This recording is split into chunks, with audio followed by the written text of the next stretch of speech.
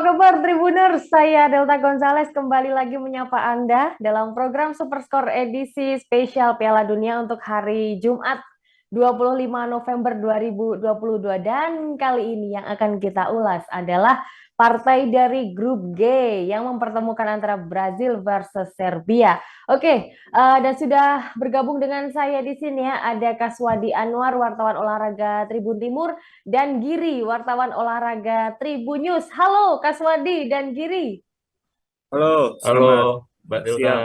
Mas Atwadi, selamat siang. Oke, jangan lemas-lemas karena kita semangat ngobrolin Piala Dunia. Oke, di sini banyak partai yang sangat mengejutkan, banyak big match yang sangat mengejutkan pula hasilnya, dan yang akan kita bahas adalah Brazil yang berhadapan dengan Serbia. Pertama kali pertanyaan untuk Bang Kaswadi ini ya.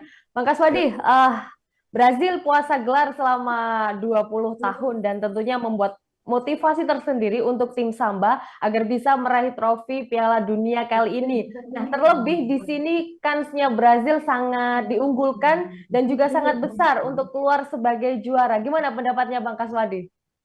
ya, eh, kita memang tahu bahwa berhasil ke Qatar dengan skuad yang mentereng Ya. dari berbagai lini, mulai dari kiper, bek, gelandang hingga penyerang. Mereka memiliki pemain dengan nama-nama mentereng serta dengan kedalaman skuad yang sangat bagus. Ya. Tinggal dari sang pelatih Tite bagaimana merumuskan taktik yang memang sesuai dengan karakter pemain yang dibawa ini. Untuk kans juara kan tentu bahwa kita cocologi dengan beberapa event Piala Dunia yang baru-baru Ya. saat ini berakhir, bahwa Perancis terakhir kali juara Piala Dunia pada 1998, kemudian juara di Rusia pada 2018. Ya, berhasil juara Piala Dunia terakhir pada 2002, kemudian saat ini berlangsung di Qatar di 2022. Bisa saja dengan analogi atau cocologi seperti ini, kans untuk berhasil menjadi juara dunia bisa saja terjadi dengan siklus 20 tahun untuk menjadi juara. Namun tentu untuk menembus hingga final tidak mudah, karena dari fase grup saja mungkin ada beberapa tim yang cukup tangguh, yang dimana kita tahu berhasil bertemu dengan Swiss, Serbia, serta Kamerun. Nah, untuk menjadikan berhasil untuk bisa diprediksi juara dunia itu nanti akan ada tantangan jika lolos dari fase grup G ini, ada di babak 16 besar, di mana Ya. jika di grup H sudah menanti mungkin Uruguay ataupun Portugal salah satunya, jika memang keduanya juga berhasil lolos ke babak selanjutnya. Mungkin itu dulu Ya, dari oke. saya, Delta.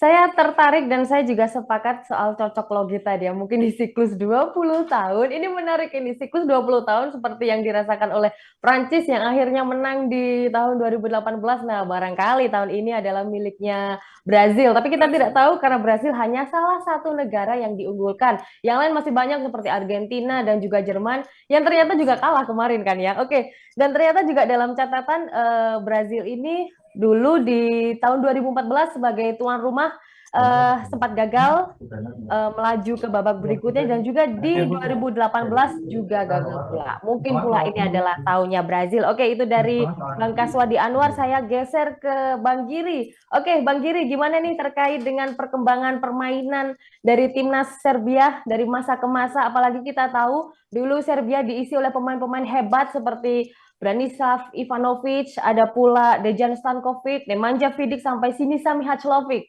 Bang Giri. Baik, Mbak Delta. Ya. Sebelumnya kan Serbia negaranya tergabung di Yugoslavia ya, Ya, yang betul. negara federal. Kemudian tahun 2010 mulai masuk Piala Dunia dengan nama negara Serbia dan Montenegro saat itu. Dan 2014 mereka absen. Terus kemudian 2018 dia masuk lagi ke Piala Dunia sudah menggunakan negara Serbia itu sendiri. Kemudian secara permainan nggak kalah sih saya pikir dengan talenta-talenta yang dimiliki oleh Brasil. Ya. Lini depan saja udah ada Vlahovic dari Juventus, kemudian ada Jovic pinjaman dari Real Madrid, kemudian ada Dusan Tadic dari Ajax, dan Kostic dari Juventus juga. Bahkan saya pikir untuk laga Brasil melawan Serbia bisa mengimbangi lah untuk Brasil dari segi Ya. permainan. Apalagi lini serangnya nggak kalah mewah jika dibandingkan dengan Neymar, Gabriel Jesus, dan Martinelli. Ya, oke. Mungkin dari segi negara gitu, mungkin lebih dikdaya Brazil daripada Oke. Serbia. Tapi juga kalau kita melihat ke dalam skuadnya juga tidak kalah antara Brazil dan juga Serbia. Dan tercatat juga Serbia ini di tahun 2018 ternyata gagal lolos karena kalah saing dengan Brazil juga waktu itu kan ya. Dan ini kita akan ketemu lagi antara Brazil dan juga Serbia ini. Oke, saya ke Bang Kaswadi lagi.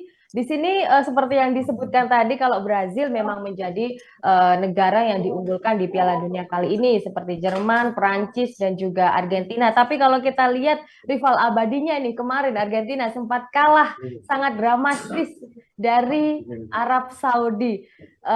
Ini seperti apa nih laga pembuka bagi Brazil nantinya? Ya, kalau saya Brasil ini harus tetap merendah pertama karena kita tahu bahwa Argentina kemudian Jerman ini adalah tim-tim yang banyak diunggulkan di Piala Dunia, namun pada ujungnya kalah dari lawannya.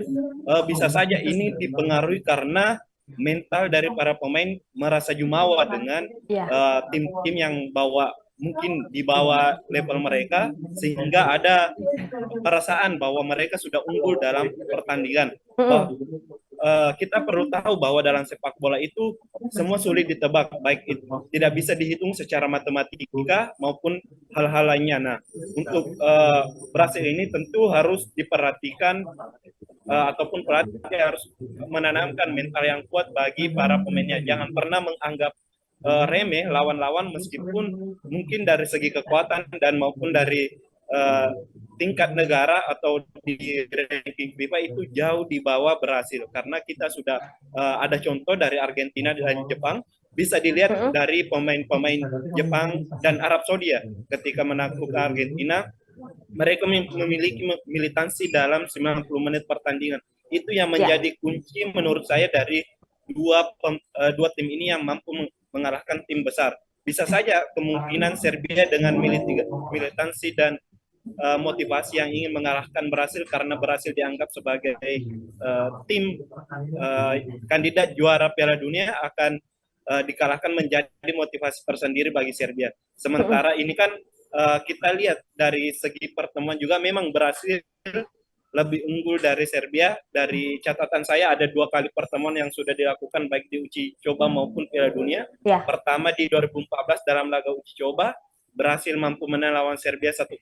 Kemudian di Piala Dunia kemarin 2018 di Rusia berhasil mampu menang 2-0. Nah, tentu tren ini coba dipertahankan oleh Neymar CS dengan tren kemenangan. Namun itu tadi perlu diperhatikan, jangan menganggap remeh lawan, harus tetap fokus dalam bertanding selama 90 menit dan bermain dengan militansi ataupun kerja keras. Mungkin itu Delta. Ya, oke. Jadi memang benar di 2 pertandingan terakhir Brazil menang 2 kali dari Serbia yang kalah 2 kali pula, dan juga di 15 laga terakhir Brazil berhasil 12 kali menang dan sisanya adalah imbang. Ini pencapaian yang sangat luar biasa bagi Tite dan anak asuhnya. Lantas masih di Bang Kaswadi, lantas seberapa penting partai Brazil versus Serbia ini, mengingat juga satu grup ada Kamerun dan juga Swiss yang memang tidak terlalu diunggulkan di Piala Dunia kali ini. Apakah Brazil harus tetap mewaspadai Serbia atau mereka akan main biasa saja, Kaswadi? Ya, kalau saya tetap harus bermain dengan full kekuatan, tidak boleh ada kata biasa-biasa saja, namun seluruh tenaga dari para pemain ini harus dikeluarkan. Memang skuad mumpuni pertama yang diturunkan, karena kalau saya justru Serbia lah salah satu tim kuat yang bisa menjegal Brasil di grup G ini. Mereka memiliki lini serang juga cukup bagus, ada Luka Jovic, ada Blažević, penyerang dari Juventus. Ya, ini semua yang bisa saja mengganggu atau menjanggal Brasil di Piala Dunia. Apalagi kita ketahui bahwa di lini belakang Brasil itu sekarang dihuni oleh pemain-pemain usia yang mungkin sudah dianggap mungkin tua di dalam sepak bola. Nah, ini bisa saja dimaksimalkan oleh penyerang Serbia yang masih berusia muda, dan hal ini bisa dimanfaatkan untuk mencetak gol atau bahkan mengalahkan Brasil pada partai dini hari nanti. Oke, Sekian. jadi benar-benar Serbia tidak boleh disepelekan ya oleh Brazil yang memang sudah makan banyak pengalaman di kancah internasional sekelas Piala Dunia. Bang Giri, ini lolosnya Serbia ke Piala Dunia kali ini bisa dibilang cukup mulus ya, karena waktu kualifikasi sempat pula mengalahkan Portugal sampai Portugal harus melewati babak playoff ya saat kualifikasi. Nah, kalau diprediksi menurut Bang Giri, Serbia ini akan sejauh mana tampil di Piala Dunia 2022 ini? Baik, dengan Serbia yang sejauh Ya. ini saya perhatikan dengan peta kekuatannya, mayoritas mereka mengandalkan fisik ya, kekuatan fisik di depan dan tengah. Mereka memiliki di depan ada Vlahovic dengan fisik yang sangat kuat, kemudian ke tengah ada SMS Sergej Milinkovic-Savic balik gelandang itu dengan nyaris tingginya 2 meter. Nah, itu menjadi tantangan tersendiri sebenarnya bagi Brasil. Bisakah dia adu kekuatan dengan seorang Milinkovic-Savic yang dari Lazio ini. Kemudian jika ditinjau lagi ke lini belakang, di sana ada juga Nikola Milenkovic dari Fiorentina yang pada bursa musim transfer lalu juga menjadi rebutan klub-klub top Eropa. Jadi saya pikir di sini permainan agresif dari Serbia dengan mengandalkan kekuatan fisik akan menjadi andalan ketika melawan Brasil nanti. Oke.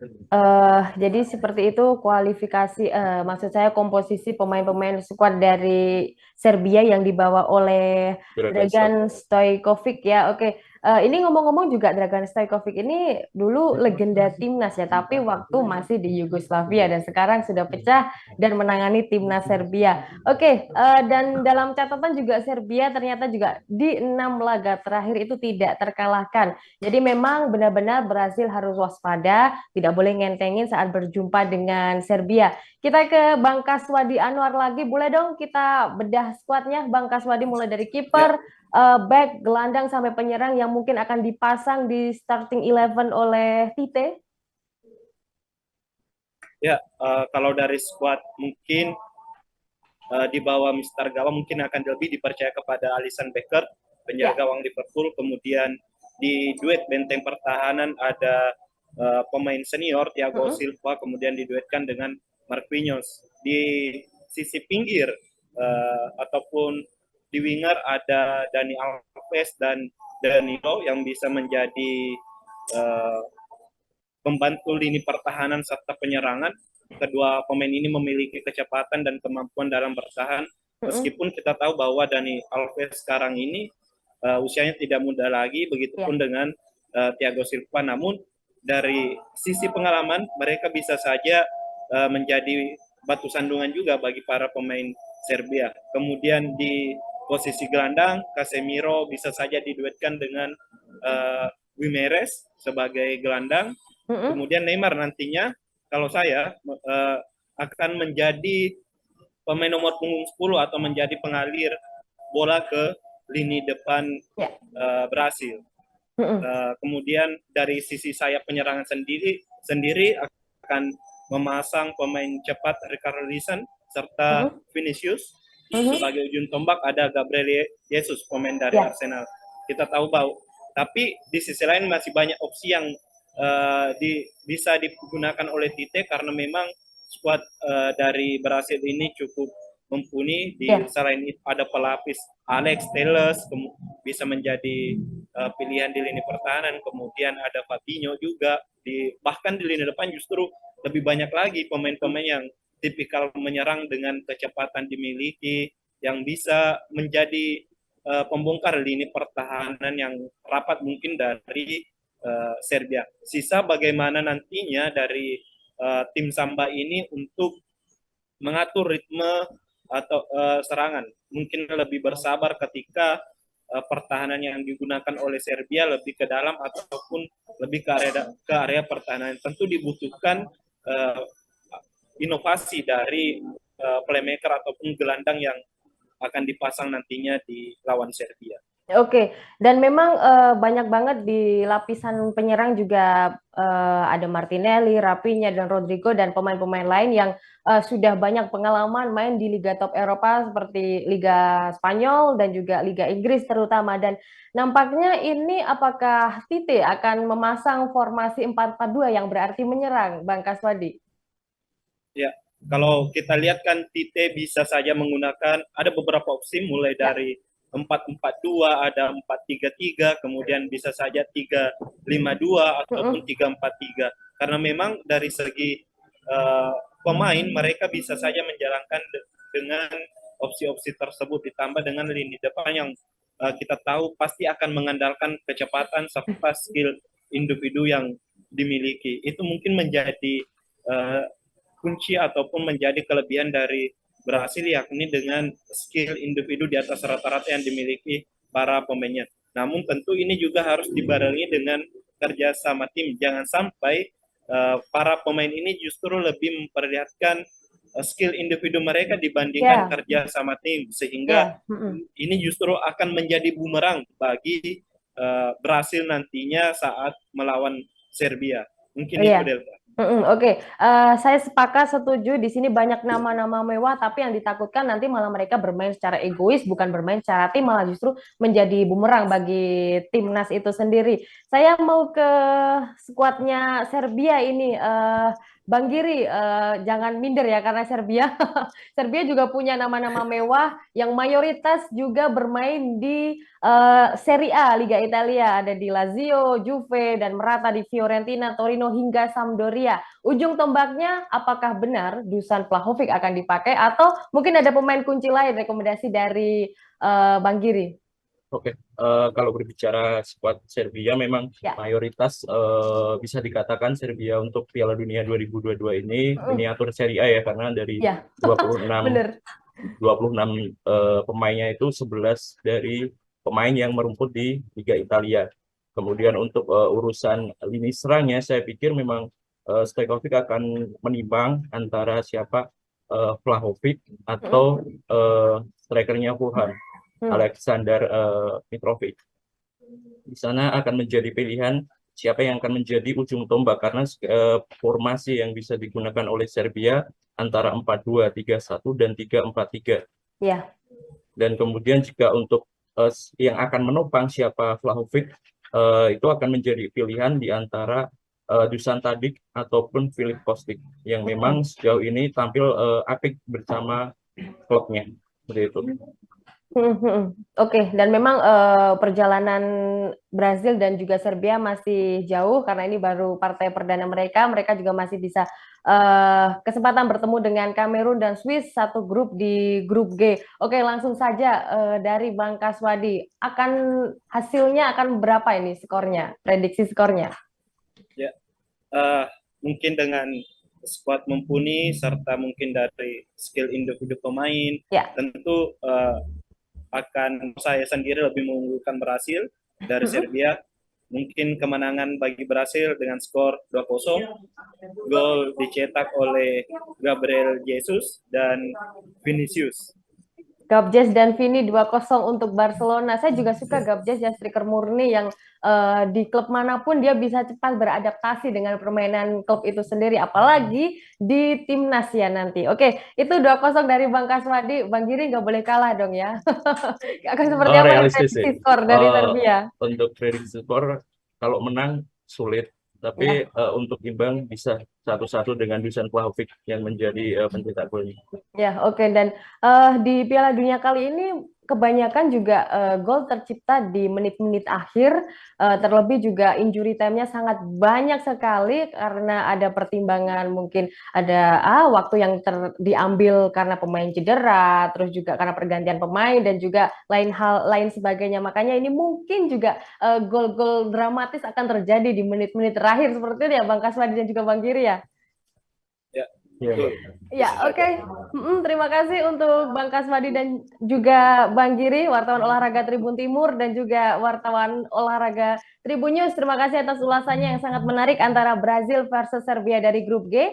Dan Tribuners, jangan lewatkan program Superscore edisi spesial Piala Dunia 2022 yang akan tayang di YouTube Tribun News dan Facebook Tribun News. Kami tayang setiap hari selama gelaran Piala Dunia tepat 1 jam sebelum pertandingan dimulai. Saya Delta Gonzales pamit undur diri, sampai jumpa di ulasan berikutnya.